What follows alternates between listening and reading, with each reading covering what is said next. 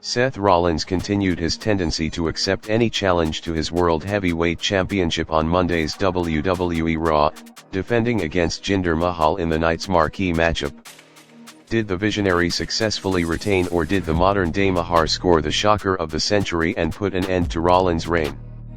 Find out with this recap of the January 15th episode. Cody Rhodes kicks off Raw. WWE continued to present stories for fans to track in this year's Royal Rumble, with Cody Rhodes and Drew McIntyre presenting the latest.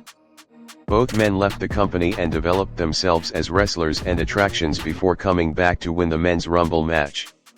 McIntyre won the WWE Championship twice, 2 more times than Rhodes, and he isn't content to watch the American Dream finish his story at the expense of his own. Rhodes called out the Scot for his bitterness and asked him who won their last match, years ago on the Indies, leaving McIntyre speechless.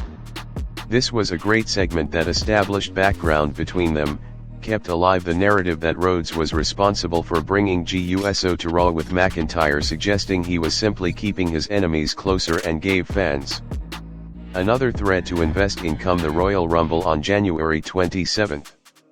From a creative standpoint, there may not be a single Rumble match with more moving pieces and credible winners since 1992.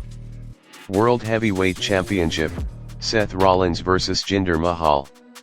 For a moment, it appeared Jinder Mahal might actually beat Seth Rollins for the World Heavyweight Championship, and the fact that the fans in a snowy Little Rock bit on the near falls is a testament to Triple H's booking of the match. This was all angle. The game threw the book at this bout, creatively stacking screwy spots on top of one another to give the impression that the unthinkable may happen. There was the arrival of Damian Priest, followed by the presence of Drew McIntyre, and their brawl to set up next week's main event. There was the incessant cheating of Indus Sher, including a spot right out of Mahal's first title victory over Randy Orton that had fans nervously counting along until Rollins raised his shoulder off the mat at 2. Ultimately, the visionary overcame it all and delivered the stomp for the win, popping the crowd and bringing a satisfactory conclusion to a match that was far more dramatic than it had any right to be, based on the dichotomy of stars involved. Rollins sold the same knee injury that has been problematic for the last year to close the show, continuing the narrative that his desire to be a fighting champion may be his own undoing.